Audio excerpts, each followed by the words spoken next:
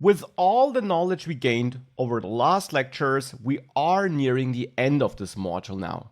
You now know pretty much all the key features you have to know about registering routes, loading components, and navigating. But there are two other nice features which can help you provide the user experience you want to provide. And that will be controlling the scroll behavior of your pages and navigation guards. Now let's start with controlling the scrolling behavior. What do I mean by that? Well, let's say we're on the Teams page, we load our team here, and then I scroll down so that I can load the client consulting team. If I click that, of course the component updates, but I have to scroll up there to see that. Maybe we want to scroll up there automatically when we switch the route here.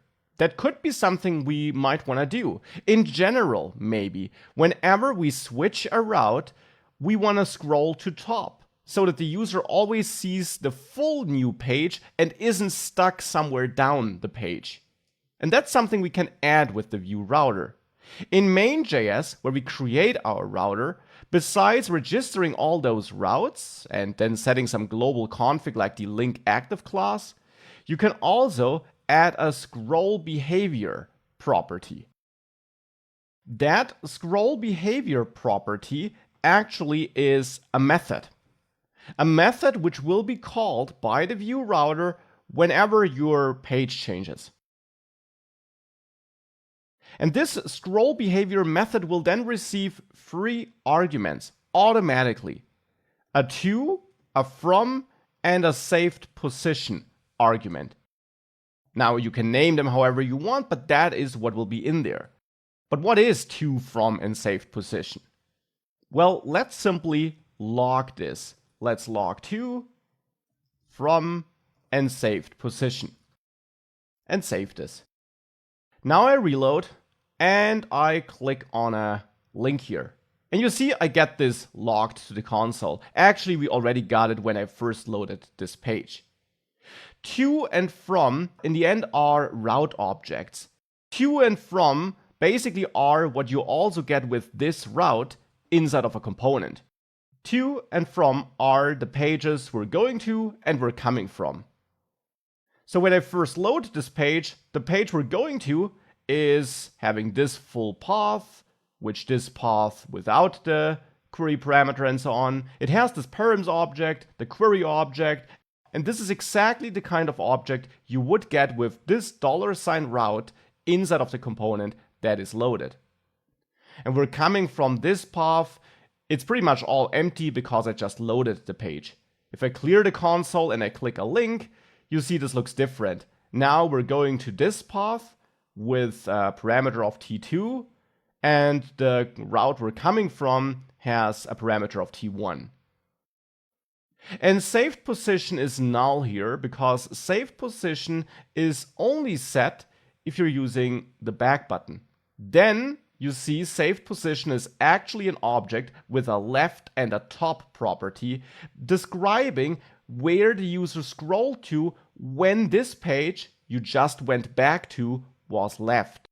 So for example, if I scroll all the way down and I go to a different page and I go back, then this scroll position, which is saved here, is the scroll position I had when I left this page before I clicked the back button.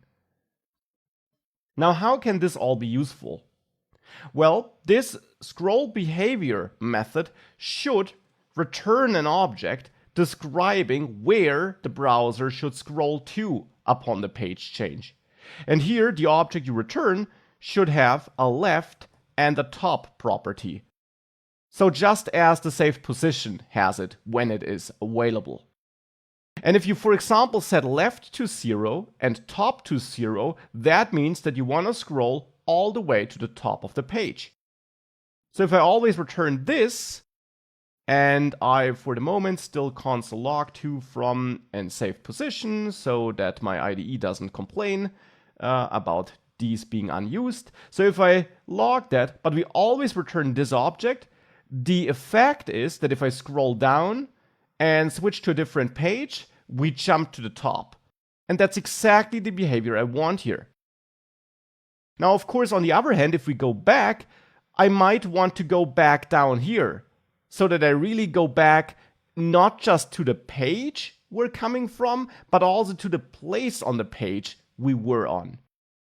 And that's now where the saved position comes in handy, because that is saving the exact place we were scrolled to. So we can tweak this and check if saved position exists, so if it is not null, and if that's the case, we return the saved position. So that, for example, if we do go back, we use the saved position instead of jumping to the top. But if saved position does not exist, we do jump to the top. And with that, if I save that and reload, I can go to my teams, load a team, scroll down, jump to the top. But if I now click back, I'm scrolled down again. And that can, of course, enhance the user experience, because now we scroll the user to the place where he or she is able to see exactly the content that we want to present at this moment.